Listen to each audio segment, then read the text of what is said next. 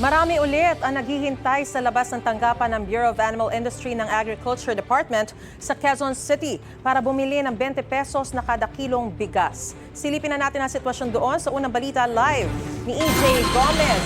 EJ, gano'ng nakahaba ang pila dyan?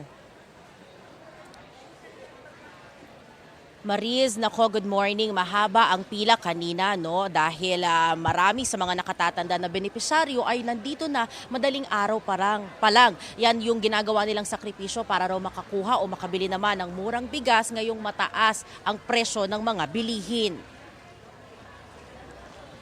Inagahan ng ilang nakatatanda ang pagpila dito sa Bai Compound ng DA sa Quezon City para mauna sa bilihan ng bigas. Ang ilan kasi hindi raw marunong mag-online appointment. Ang iba naman wala raw cellphone. Sakripisyo raw para lang mabili or makabili ng murang bigas.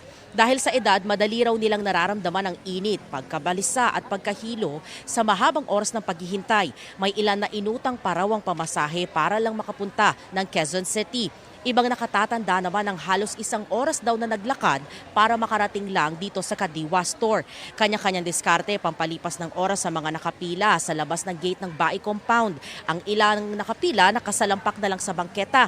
May ilan na naglagay pa ng mga gamit para lang hindi mawala sa linya. Narito ang kanilang mga pahayag. Dito na po ako, mga mag-alauna pasado, nandito na po ako, nakapila. Kailangan talaga maaga ka para maaga ka rin ang pila. Kami ng mga senyor, hindi na namin kaya mag-online din. Isa pa, wala akong cellphone. Okay lang. Kahit mahirap. Kahit mahirap? Kasi mura lang. Malaking bagay po sa amin. Kasi mura lang. Ay, wala kami pambili ng mahal.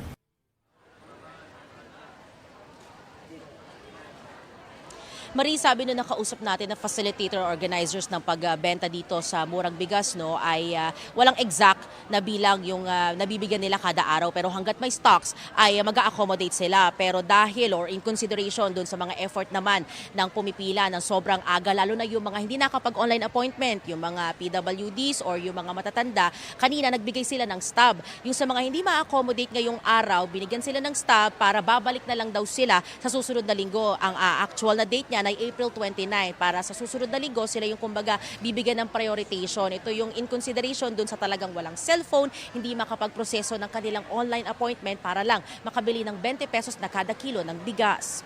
At yan, ang unang balita mula po dito sa Quezon City. EJ Gomez, GMA News.